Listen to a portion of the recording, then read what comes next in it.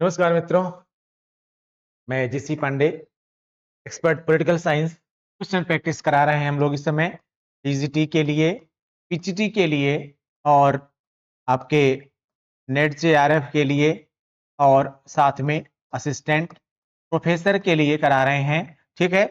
और इन सब के अलावा हम बीपीएससी और एमपीपीएससी के लिए भी क्वेश्चन प्रैक्टिस देख रहे हैं। क्वेश्चन प्रैक्टिस सेट में आज हमारा 59 नंबर सेट्स है। ठीक है। इसके पहले के 58 सेट्स बहुत इंपॉर्टेंट सेट्स रहे हैं। जैसे मैंने आपसे पहले कहा था कि आप लोग इस बात पर जरूर ध्यान दीजिएगा कि हमारे जितने भी आगे क्वेश्चन होते हैं, ठीक है, वे बहुत ही इंपॉर्टेंट होते हैं, इसलिए पूरा का पूरा वीडियो देखिए और प्लेलिस्ट में जाकर के क्वेश्चन प्रैक्टिस सेट में जाइए आप, और जहां जो जो हमने बनाई है अलग से प्लेलिस्ट क्वेश्चन प्रैक्टिस की, उसके सारे सेट्स को आप लोग सॉल्व कर डालिए। ठीक है। और लगभग आपको 1500 क्वेश्चन बैंक का, 1500 के ऊपर का क्वेश्चन बैंक आपको पूरा मिलेगा, जिससे आपकी एक बेहतर तैयारी हो सकती है। ठीक है। आज के सेट में हमने कुल 16 क्वेश्चन यानी लगभग 16 क्वेश्चन आपने लिए हुए हैं, ठीक है, आपके लिए, और बहुत ही इंपॉर्टेंट क्वेश्चन हैं। आइए स्टार्ट करते हैं क्वेश्चन प्रैक्टिस। पहला क्वेश्चन, निम्न में से किसने चेतावनी दी कि निम्न में से किसने चेतावनी दी कि भारत में व्यक्ति पूजा भारत में व्यक्ति पूजा की भावना लोकतंत्र के लिए सबसे बड़ा खतरा है। व्यक्ति पूजा की भावना लोकतंत्र के लिए सबसे बड़ा खतरा है। महात्मा गांधी, बी.आर. अम्बेडकर, जवाहरलाल नेहरू, विनोबा भावे। ये इसने चेतावनी दी कि भारत में व्यक्ति की पूजा की जो भावना है वो लोकतंत्र के लिए क्या है, सबसे बड़ा खतरा है। वास्तव में ये आंसर होगा इसका बी, डॉक्टर भीमराव अंबेडकर साहब। डॉक्टर भीमराव अंबेडकर साहब का यह मानना था कि अगर हम व्यक्ति पूजा करते हैं, यानी पार्टी किसी व्यक्ति विशेष के आधार पर अगर निर्धारित होती है, यानी किसी दल का निर्माण किसी व्यक्ति के आधार पर चलता है, तो वह लोकतंत्र के लिए सुखद नहीं है। उनका यह मानना था कि पार्टी की नीतियां, पार्टी के अन्य सदस्यों के जो कार्यकलाप हैं, वे सब इंपॉर्टेंट होते हैं। अगर हम केवल एक व्यक्ति की पूजा करने लगते हैं तो उस व्यक्तिगत पूजा का दुष्प्रभाव यह होता है कि मान लीजिए कि वह आत्ममुग्धता में आ गया, हिंदी में एक शब्द है आत्मश्लाघा में आ गया, अहम ब्रह्मास्म में आ गया, या अगर वह गलत हो गया तो उसकी समस्या क्या होती है कि फिर आप उस गलत को भी सही ही मानते हैं, और ऐसे में लोकतांत्रिक व्यवस्था तो खराब होती ही है, साथ में किसी भी देश या राज्य का विकास या वह गर्त में भी चला जाता है। और अंधभक्ति इसको आप कहते हैं कभी कभी, ठीक है ना, चाहे वह अंध राष्ट्रभक्ति हो, चाहे वह व्यक्ति की अंधता हो, और ऐसा भारत में आजकल कई दलों में देखने को मिल रहा है।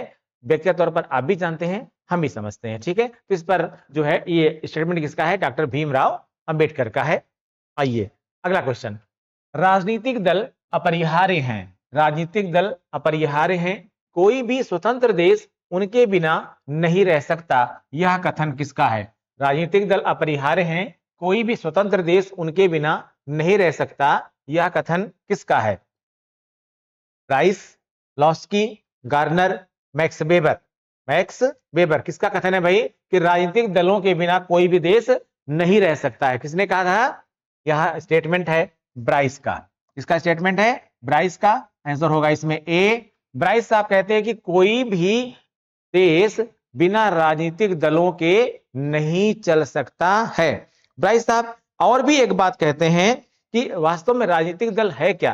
ये कहते हैं कि राजनीतिक दल वह संगठित समूह है जिसकी सदस्यता ऐच्छिक होती है, यानी जिसमें अपनी इच्छा से लोग जुड़ सकें और अपनी इच्छा से लोग उस दल से बाहर भी हो जाएं, यह राजनीतिक दल होते हैं। बिना राजनीतिक दलों के लोकतंत्र की संकल्पना नहीं हो सकती है, ऐसा ब्राइस कहते हैं। लेकिन राजनीतिक दलों की परिभाषा जैसा ब्राइस ने दिया ऐसा ही सबने नहीं कहा है, यानी राजनीतिक दलों की परिभाषा अन्य लोगों ने कुछ अलग प्रकार से भी दी हुई है। ठीक है। और वह क्या दी हुई है इसको आप अगले पेज में देख सकते हैं, इसका आप स्क्रीनशॉट भी ले सकते हैं। ब्राइस क्या कहते हैं वो तो मैंने अभी आपको बता ही दिया। ठीक है। लेकिन जरा और भी देख लीजिएगा, राजनीतिक दल, ब्राइस क्या कहते हैं, राजनीतिक दल अपरिहार्य हैं, कोई भी स्वतंत्र देश उनके बिना नहीं रह सकता। इसके अतिरिक्त ब्राइस ने राजनीतिक दल के संबंध में कहा कि राजनीतिक दल उस संगठित समूह को कहते हैं जिसकी सदस्यता ऐच्छिक हो और जो राजनीतिक शक्ति को प्राप्त करने में अपनी सामूहिक शक्ति लगा दे। राजनीतिक शक्ति को प्राप्त करने में अपनी सामूहिक शक्ति, कलेक्टिव पावर लगा दे। क्योंकि वहीं पर एडमंड बर्ग साहब क्या कहते हैं? एडमंड बर्ग साहब क्या कहते हैं? राजनीतिक दल ऐसे व्यक्तियों का एक ऐसा समूह है जिसके सदस्य सामान्य सिद्धांतों पर सहमत हों और सामूहिक प्रयत्नों द्वारा राष्ट्रीय हित को प्रोत्साहित करने के लिए एकता के सूत्र में बंधे हो। ऐसा कौन कहता है? एडमंड बर्ग साहब कहते हैं। ठीक है, एक इंपॉर्टेंट इंफॉर्मेशन आपको बताना था। ऑनलाइन क्लासेस और ऑफलाइन क्लासेस टीजीटी, पीजीटी और नेट जेआरएफ की चल रही हैं। ठीक है, पॉलिटिकल साइंस का जो है टाइमिंग है सुबह 7:30 से 9 और हिस्ट्री का टाइमिंग है सुबह 9 बजे से 10:30 बजे तक। किरण मैम पढ़ा रही हिस्ट्री और पॉलिटिकल साइंस पढ़ा रहा हूं मैं, यानी जीसी पांडे। ठीक है, और इसकी आप लोग ऑफलाइन क्लासेस भी कर सकते हैं और ऑनलाइन क्लासेस भी कर सकते हैं, बहुत ही जेन्युइन रेट में, बहुत ही सही रेट में। ठीक है, आइए अगला क्वेश्चन देखते हैं। इनमें से किस विद्वान का तर्क है कि चुनावी प्रणाली पार्टी प्रणाली की प्रकृति निर्धारित करती है? इनमें से किस विद्वान का तर्क है कि चुनावी प्रणाली पार्टी प्रणाली की प्रकृति निर्धारित करती है? ये चुनावी प्रणाली है, ये क्या होती है? पार्टी प्रणाली की प्रकृति निर्धारित करती है। यानी जिस प्रकार से चुनावी प्रणाली होती है, चुनाव की प्रक्रिया होती है, उसी प्रकार से पार्टी सिस्टम भी क्रिएट होता है, पार्टी सिस्टम भी बनता है। ऐसा किसने कहा है? इसका आंसर क्या होगा भाई? बताइए। मिशेल, शुम्पीटर, दुवर्जर, उपर्युक्त में से एक से अधिक या उपर्युक्त में से कोई नहीं? बताइए भाई, किसने कहा है ये? बोलिए। मिशेल ने, शुम्पीटर ने या दुवर्जर ने? किसने कहा है? ये दुवर्जर साहब का स्टेटमेंट है। आंसर होगा इसका सी। क्या कहा इन्होंने? जैसी चुनावी प्रणाली वैसे ही पार्टी की पद्धति, वैसे ही पार्टी की पद्धति। चलिए अगला क्वेश्चन देख लेते हैं। ब्रिटेन में महिलाओं को वोट देने का अधिकार किस शताब्दी में मिला? ठीक है, ब्रिटेन में महिलाओं को वोट देने का अधिकार किस शताब्दी में मिला? 17वीं शताब्दी में, 18वीं शताब्दी में, 19वीं शताब्दी में या फिर 20वीं शताब्दी में? बताइए भाई, ब्रिटेन में महिलाओं को वोट देने का अधिकार किस शताब्दी में मिला? 17वीं में, 18वीं में, ठीक है, 19वीं में, 20वीं में? मतदान का जो अधिकार है वह कब दिया गया ब्रिटेन में महिलाओं को? आंसर होगा इसका 20वीं शताब्दी। ठीक है, यानी आंसर डी। दरअसल महिलाओं को ब्रिटेन में पहले मत देने का अधिकार नहीं था, मतदान का अधिकार नहीं था, लेकिन 1918 में यानी 20वीं शताब्दी में जनप्रतिनिधि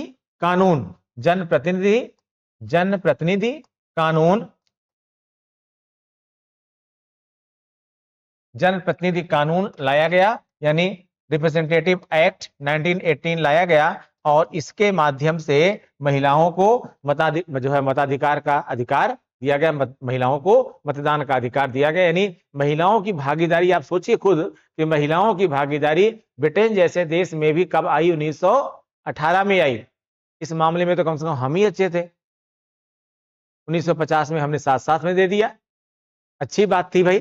ठीक है ना, कुछ मामले में तो प्रगति हम करते ही नहीं कम से कम। ठीक, चलिए अगला क्वेश्चन।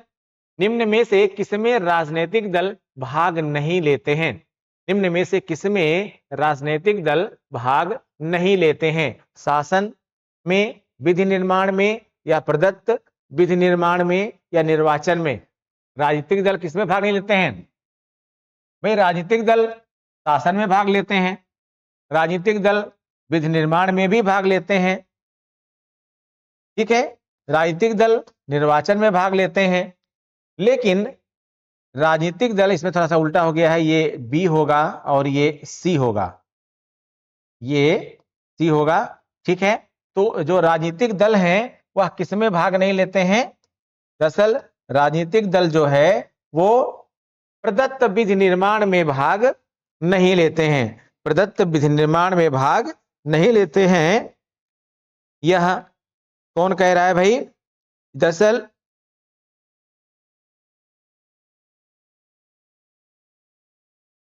ठीक है, जो राजनीतिक दल हैं वो किसमें भाग नहीं लेते हैं? प्रदत्त विधि निर्माण में भाग नहीं लेते हैं। प्रदत्त विधि निर्माण यानी प्रदत्त विधायन। प्रदत्त विधायन ये क्या है भाई? प्रदत्त विधायन क्या है? और देखिए ये बात थोड़ा फिर समझिएगा आप लोग, हम थोड़ा सा डिस्टर्ब हुए अभी। राजनीतिक दल शासन प्रणाली में भाग लेते हैं, राजनीतिक दल कानून निर्माण में भाग लेते हैं, राजनीतिक दल निर्वाचन की प्रक्रिया में भी भाग लेते हैं, लेकिन प्रदत्त विधि निर्माण में भाग लेते हैं। प्रदत्त विधायन भी इसी को कहते हैं, इंग्लिश में कहते हैं इसको डेलीगेटेड लेजिस्लेशन। क्या कहते हैं? Delegated legislation. अब ये डेलीगेटेड लेजिस्लेशन है क्या? डेलीगेटेड लेजिस्लेशन है क्या? दरअसल आप जानते हैं कि जो विधि निर्माण का कार्य होता है वहां पर कहां पर होता है? विधायिका में होता है। कहां पर होता है भाई? विधायिका में होता है। और लेकिन विधायिका के साथ जो कार्यपालिका है यानी सरकार है, यह दोनों मिल करके विधि निर्माण का कार्य करते हैं। यानी विधायिका और कार्यपालिका यानी संसद और सरकार मिलकर क्या बनाती है? विधि निर्माण का भाग करती है। लेकिन वास्तव में जो प्रदत्त विधायन की शक्ति है यह केवल कार्यपालिका की शक्ति है, ठीक है ना? वो किसी पॉलिटिकल पार्टी की शक्ति नहीं है। पॉलिटिकल पार्टी जो है का पार्टिसिपेशन चुनाव में होता है। पॉलिटिकल पार्टी यह आवश्यक नहीं है कि सरकार में भी हो। जैसे भारत की जो व्यवस्था है उसमें पॉलिटिकल पार्टी सरकार में भी शामिल हो, यह जरूरी नहीं होता है। ऐसी स्थिति में जो है वह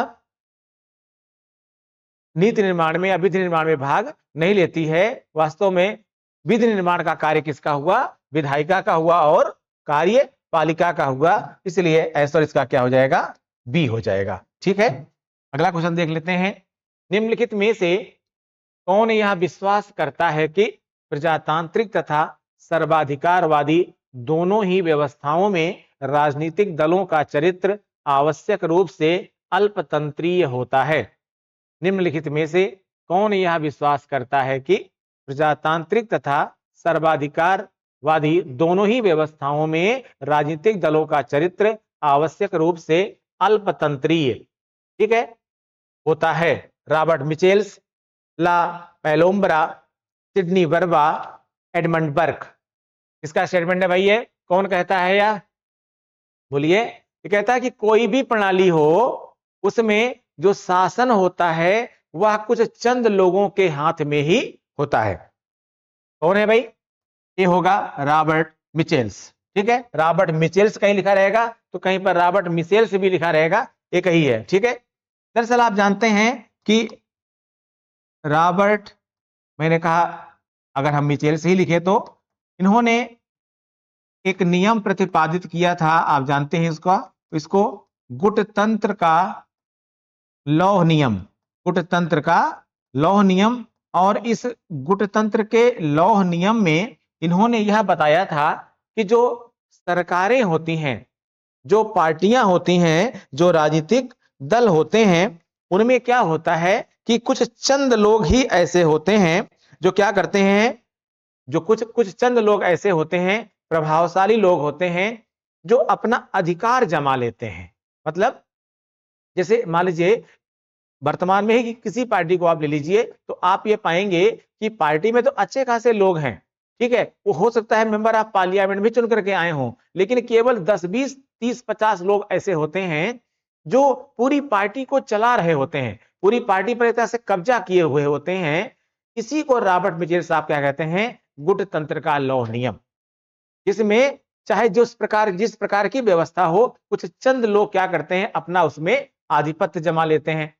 और यह चंद लोग अगर गड़बड़ निकल गए, कहीं लालची निकल गए या अन्य प्रकार के हो गए तो उससे क्या होता है, लोकतांत्रिक व्यवस्था में समस्याएं भी आ जाती हैं। यानी इनका कहने का मतलब यह है कि अक्सर राजनीतिक भागीदारिता चंद लोगों के हाथ में आ जाती है और बहुत लोग चूंकि आलसी प्रकृति के होते हैं, निष्क्रिय टाइप के लोग होते हैं और उनकी निष्क्रियता जो कि राजनीतिक भागीदारिता को कम करती है, के कारण ही ऐसे चंद लोग जो कि शायद अयोग्य भी हों वो प्रभावशाली बन करके सत्ता सुख भोगते हैं, उससे देश का नुकसान होता है, राज्य का नुकसान होता है। और यह बात इन्होंने कही है किसमें, इनकी बुक थी पॉलिटिकल पार्टीज, इनकी बुक का नाम था पॉलिटिकल पार्टीज, ठीक है। इस पॉलिटिकल पार्टीज में इन्होंने यह बात कही थी, ठीक है। इसने रॉबर्ट बिजेल साहब ने गुटतंत्र का लौ नियम, इनका जो है वो गुटतंत्र का लौ नियम, यह इनका महत्वपूर्ण सिद्धांत है, महत्वपूर्ण नियम है, ठीक है। चलिए अगला क्वेश्चन देखते हैं हम लोग। किस देश में सिविल सेवक किसी राजनीतिक दल के सदस्य बन सकते हैं? किस देश में सिविल सेवक किसी राजनीतिक दल के सदस्य बन सकते हैं? Britain, Bharat, France, America. जो सिविल सेवक हैं यानी जो ब्यूरोक्रेट्स हैं, नौकरशाह हैं, ये पॉलिटिकल पार्टी के मेंबर बन सकते हैं। कहां बन सकते हैं? ब्रिटेन में, भारत में, फ्रांस में या अमेरिका में? दरअसल अमेरिका में और भारत में सिविल सेवकों के राजनीति में आने पर पूर्ण प्रतिबंध है। जब तक आप सरकारी सेवा में हैं तब तक आप राजनीतिक दल का सदस्य नहीं हो सकते हैं, यह जो है रूल है, ठीक है। लेकिन फ्रांस में ऐसा नहीं है। किसमें? फ्रांस में ऐसा नहीं है। फ्रांस में आप नौकरशाही का सदस्य रहते हुए भी किसी राजनीतिक दल का सदस्य हो सकते हैं, और ये पूरी दुनिया में अनोखा ऐसा है केवल फ्रांस, ठीक। लेकिन वर्तमान में अगर देखा जाए तो हाल के दिनों में ऐसा पाया गया है कि ब्रिटेन में भी अब ऐसा देखने को मिल रहा है, ठीक है। लेकिन सैद्धांतिक तौर पर यह व्यवस्था ब्रिटेन में भी अभी नहीं है। व्यवहारिक तौर पर भले देखने को मिल रही है, लेकिन सैद्धांतिक तौर पर यह व्यवस्था कहां पाई जाती है? फ्रांस में पाई जाती है। आंसर क्या हो जाएगा इसका? सी हो जाएगा, ठीक है। कि कोई ब्यूरोक्रेट्स जो है वह किसी पॉलिटिकल पार्टी का सदस्य भी हो सकता है, ठीक। नेक्स्ट, निम्नलिखित में से कौन घोषणा पत्र की श्रेष्ठ परिभाषा है? घोषणा पत्र आप जानते होंगे, मैनिफेस्टो के जो है क्या है बता रहा हूं भी आपको मैं। निम्नलिखित में से कौन घोषणा पत्र की श्रेष्ठ परिभाषा है? पार्टी संविधान, सरकारी प्रतिबद्धता, राजनीतिक दल की प्रतिबद्धता या फिर अभियान? बताइए भाई, घोषणा पत्र की श्रेष्ठतम परिभाषा क्या हो सकती है? पार्टी संविधान, सरकारी प्रतिबद्धता, राजनीतिक दल की प्रतिबद्धता या फिर अभियान यानी कैंपेन? क्या आंसर होगा? सी, राजनीतिक दल की प्रतिबद्धता। ये क्या है? आप जानते हैं चुनाव से कुछ दिन पहले जो पॉलिटिकल पार्टीज होती हैं वह अपना मैनिफेस्टो इशू करती हैं। क्या करती हैं? मैनिफेस्टो इशू करती हैं। उसी को हिंदी में कहते हैं घोषणा पत्र, ठीक है।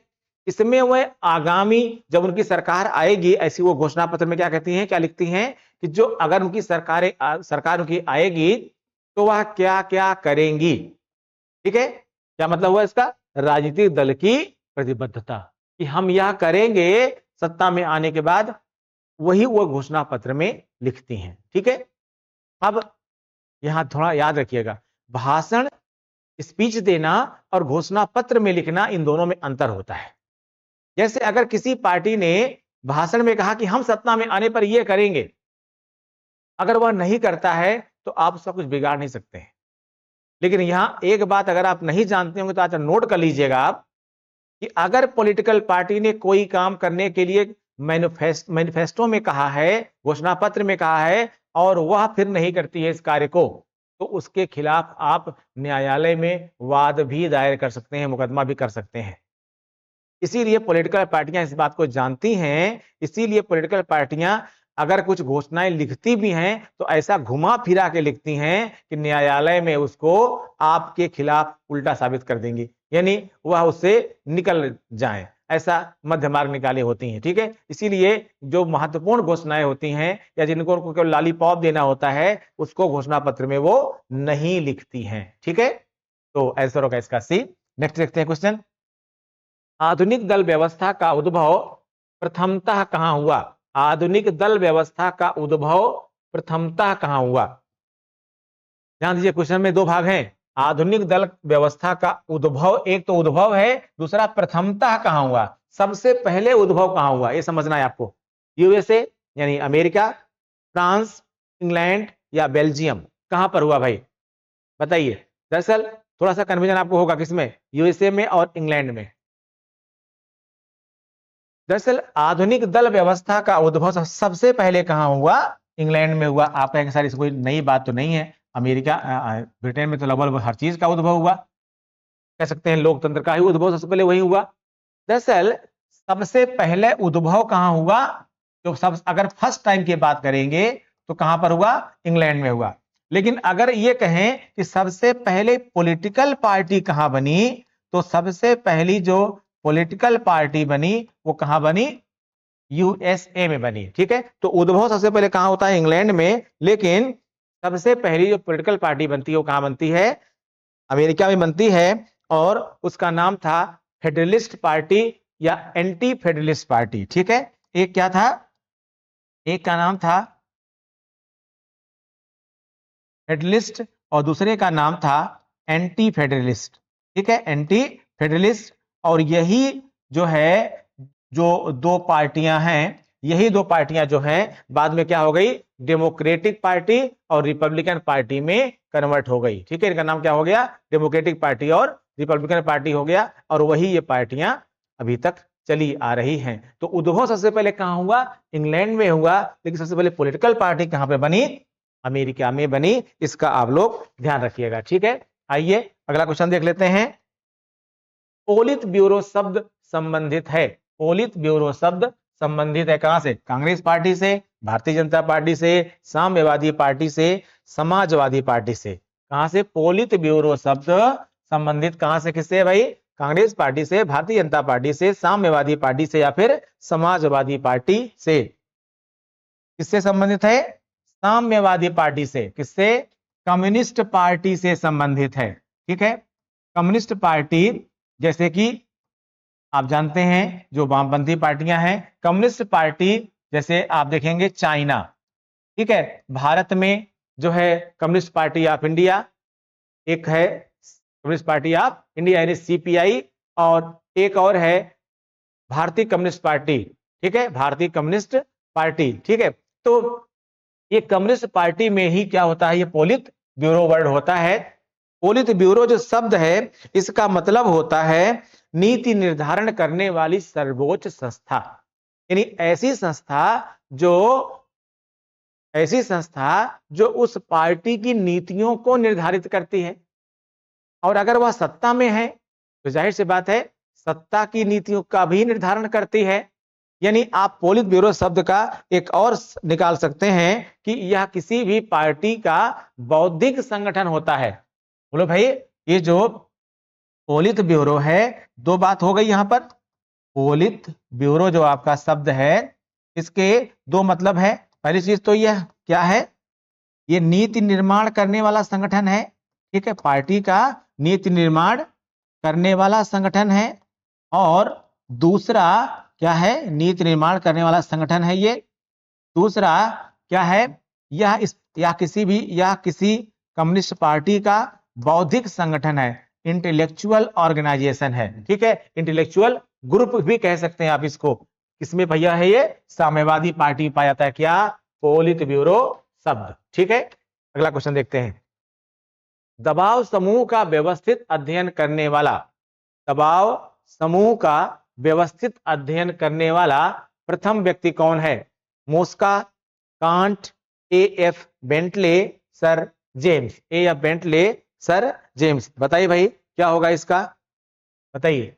दबाव समूह का व्यवस्थित अध्ययन करने वाला, दबाव समूह क्या है, पिछले वीडियो में बता चुका हूं आपको मैं कि जब सरकारों पर किसी भी प्रकार की नीति के निर्माण के लिए या कार्यक्रम के निर्माण के लिए या अपने मैनिफेस्टो में किसी चीज को शामिल करने के लिए या किसी भी अन्य प्रकार से हितों को साधने के लिए जो संस्था होती है, चाहे वह सरकार से जुड़ी हो या सरकार से अलग हो, उसे हम क्या कहते हैं, दबाव समूह कहते हैं। ठीक है, तो दबाव समूह का व्यवस्थित अध्ययन करने वाला प्रथम व्यक्ति कौन है, आंसर होगा एएफ बेंटले। एएफ बेंटले सबसे पहले इन्होंने दबाव समूह का अध्ययन किया था। इन्होंने एक किताब लिखी थी, द प्रोसेस ऑफ गवर्नमेंट,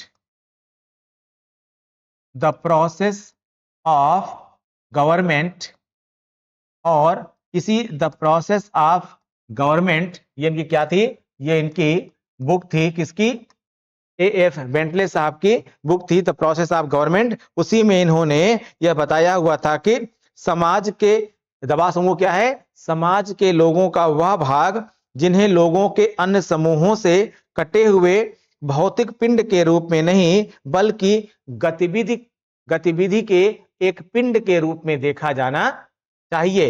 यानी दबाव समूह यह है, दबाव समूह क्या है, समाज से कटे हुए लोगों का समूह नहीं बल्कि समाज से जुड़े हुए ऐसे लोगों का समूह जो किसी सार्वजनिक हित के लिए या सांगठनिक हित के लिए सरकारों पर दबाव बनाने का प्रयास करते हैं। ठीक है, क्या कौन दिया भाई, एएफ बेंटले साहब ने सबसे पहले इनका व्यवस्थित अध्ययन किया था, सबसे पहले।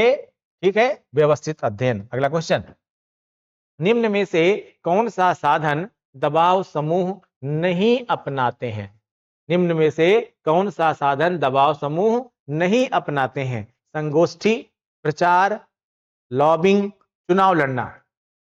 भाई जो दबाव समूह है वह संगोष्ठियां भी करते हैं, अपनी बात कैसे रखेंगे, सरकार तक अपनी बात कैसे पहुंचाएंगे, संगोष्ठी भी करते हैं, अपने नीतियों का कार्यक्रमों का प्रचार भी करते हैं, जनता को बताते हैं कि भाई ऐसा हम मांग कर रहे हैं और इसलिए यह होना चाहिए। क्यों होना चाहिए, क्योंकि इसकी आवश्यकता है।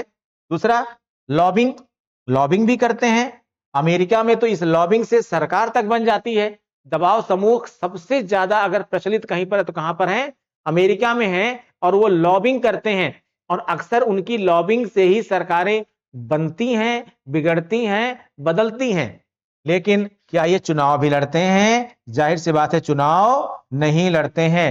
दबाव समूह नीति या कार्यक्रम में बदलाव की बात करते हैं, नीति या कार्यक्रम बनाने की बात करते हैं, लेकिन चुनाव नहीं लड़ते हैं, चुनाव नहीं लड़ते हैं। ठीक है, तो आंसर क्या होगा इसका भाई, डी हो जाएगा। अगला क्वेश्चन, आमंड और पावेल द्वारा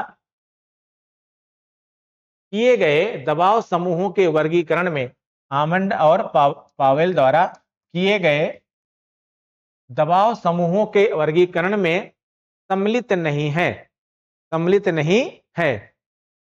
संस्थात्मक दबाव समूह, संवैधानिक दबाव समूह, समुदायात्मक दबाव समूह, असमुदायात्मक दबाव समूह। बताइए भाई, आमंड और पावेल द्वारा आमंड और पावेल द्वारा किए गए दबाव समूहों के वर्गीकरण में क्या सम्मिलित नहीं है, संस्थात्मक, संवैधानिक, समुदायात्मक और असमुदायात्मक। देखिए, जो आमंड और पावेल ने वर्गीकरण किया था उसमें 4 समूहों को शामिल किया था, और इन 4 समूहों में एक तो समुदायात्मक था, ठीक है, समुदायात्मक था, और दूसरा असमुदायात्मक भी था, लेकिन इसमें तीसरा जो है संस्थात्मक था या फिर संवैधानिक था। देखिए, संवैधानिक दबाव समूह की बात आमंड और पावेल ने नहीं की हुई थी।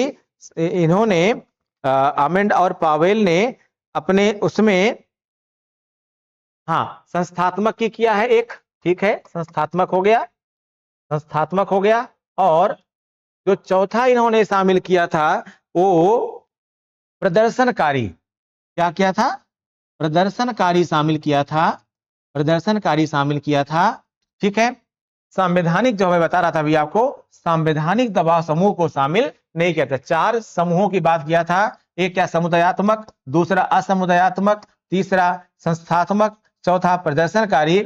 लेकिन संवैधानिक दबाव समूह की चर्चा कहीं भी इन्होंने नहीं की थी। तो इसमें आंसर क्या हो जाएगा, क्या पूछ रहा है, आमंड और पावेल द्वारा किए गए दबाव समूहों के वर्गीकरण में सम्मिलित नहीं है। तो क्या नहीं है, संवैधानिक दबाव समूह इसमें नहीं आता है। ठीक है, आइए नेक्स्ट क्वेश्चन देखते हैं।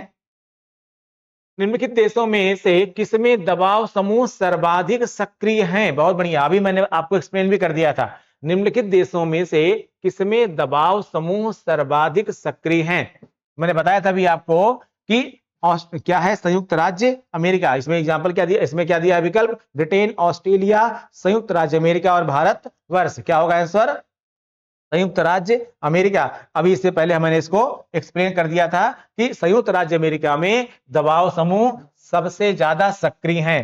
मैंने बताया था कि वहां पर क्या करते हैं ये सब, वहां पर ये सब लॉबिंग भी करते हैं। क्या करते हैं, ये वहां पर लॉबिंग भी करते हैं, और लॉबिंग इतनी तगड़ी है इनकी कि मैंने कहा ये सरकारें तक बदल देते हैं।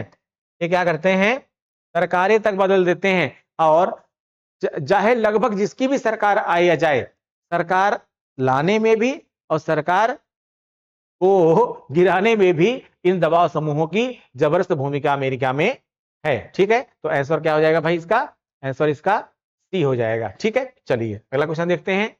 मैक्स वेबर का कार्य संकेंद्रित है। मैक्स वेबर का कार्य संकेंद्रित है। राज्यों के संविधान पर संकेंद्रित यानी कंसंट्रेट कहां पर है, राज्यों के संविधान पर नहीं, विधिक संरचना पर नहीं, सरकार के प्रकार पर नहीं, इस पर सरकार की वैधता पर, वैलिडिटी ऑफ द गवर्नमेंट पर इन्होंने अपने कार्य का फोकस किया। दरअसल मैक्स वेबर के बारे में आप जानते हैं, मैक्स वेबर मूलतः समाजशास्त्री थे, लेकिन इनको हम आप राजनीति शास्त्र और लोक प्रशासन में भी पढ़ते हैं। मैक्स वेबर साहब ने यह बताने की कोशिश किया कि दरअसल एक व्यक्ति अन्य व्यक्तियों पर अपना प्रभुत्व तीन प्रकार से स्थापित करता है। एक व्यक्ति अन्य व्यक्तियों पर अपना प्रभुत्व तीन प्रकार से स्थापित करता है। इन्होंने कहा एक होता है परंपरागत प्रभुत्व, परंपरागत प्रभुत्व, और एक इन्होंने कहा कि भाई करिश्माई या करिश्माई या फिर चमत्कारिक प्रभुत्व, चमत्कारिक प्रभुत्व, और फिर इन्होंने बताया कि एक है सांविधानिक, सांविधानिक प्रभुत्व। ठीक है, और इसी संवैधानिक प्रभुत्व में ही क्या आती है भाई, नौकरशाही आती है। ठीक है, नौकरशाही क्या है, संवैधानिक, संवैधानिक तौर पर प्रभुत्व में के द्वारा आती है। ठीक है, इनका यह मानना था कि वैधानिक प्रभुत्व का आधार कौन होता है, कानून या विधि होती है, जो है कानून के अनुसार ही, विधि के अनुसार ही नौकरशाही कार्य करती है, नौकरशाही अपना प्रभुत्व स्थापित करती है। ठीक है, परंपरागत क्या होता है, जैसे राजा का लड़का ही राजा बनना, यह क्या है, परंपरागत प्रभुत्व। चमत्कारिक यानी ऐसी कोई विशेष गुण आपके अंदर हो जिसके कारण से आप क्या हो जाएं, देश दुनिया में हाईलाइट हो जाएं और फिर लोगों पे अपना प्रभुत्व स्थापित कर लें। ठीक है, जैसे आप देखते हैं कुछ प्रमुख व्यक्तियों के नाम आप जानते हैं भारत में, जिनका कोई बैकग्राउंड नहीं रहा हो, इसके बावजूद उन्होंने क्या किया, अपना अलग प्रकार का मुकाम स्थापित किया। कुछ लोग नाम करके हुए हैं, कुछ लोग बदनाम होकर के भी हुए हैं। ठीक है, तो जो है नाम वाला वो भी बदनाम है और बाकी वाला है ये आप लोग जानते ही हैं। ठीक है, अगला, दबाव समूहों ने तीसरे सदन का नाम प्राप्त कर लिया है। यह किसका विचार है, दबाव समूहों ने तीसरे सदन का नाम प्राप्त कर लिया है, यह किसका विचार है, फाइनर, ब्राइस, डाइसी या लास्की। दबाव समूह पर कुछ बहुत इंपॉर्टेंट क्वेश्चन हमने आपको कराए आज, इन सबको रट लीजिएगा भैया, ये बहुत बार पूछे गए हैं, बड़े इंपॉर्टेंट है, आगे इनकी पूरी पूछे जाने की संभावना है। दबाव समूहों ने तीसरे सदन का नाम प्राप्त कर लिया है, यह किसका विचार है, फाइनर का, ब्राइस का, डाइसी का, लॉस्की का। आंसर होगा इसका ए। क्या विचार किसका है, फाइनर साहब का। ठीक है, फाइनर साहब ने जो है दबाव समूहों को तीसरे सदन की संज्ञा दी है, क्योंकि मैंने बताया अभी कि जो दबाव समूह हैं अमेरिका में बहुत ज्यादा सक्रिय हैं, अच्छी खासी वो लॉबिंग करते हैं और लॉबिंग के माध्यम से सरकार के द्वारा बनाई गई नीतियों तक को वह प्रभावित करते हैं। ठीक है, इसलिए ये क्या बन गया, जो है परंपरागत तौर पर जहां पर एक सदनात्मक या द्विसदनात्मक व्यवस्थाएं होती हैं, वहीं पर ये एक तीसरा अघोषित सदन के तौर पर इन्होंने काम करना प्रारंभ कर दिया है। ठीक है, जो लोकतंत्र के लिए कुछ मामलों में अच्छा भी है तो कुछ मामलों में बुरा भी है। ठीक है, तो ये आपके कुल से 16 क्वेश्चन। ठीक है, मिलते हैं हम लोग अब अगले सेट के साथ। ठीक है, थैंक यू।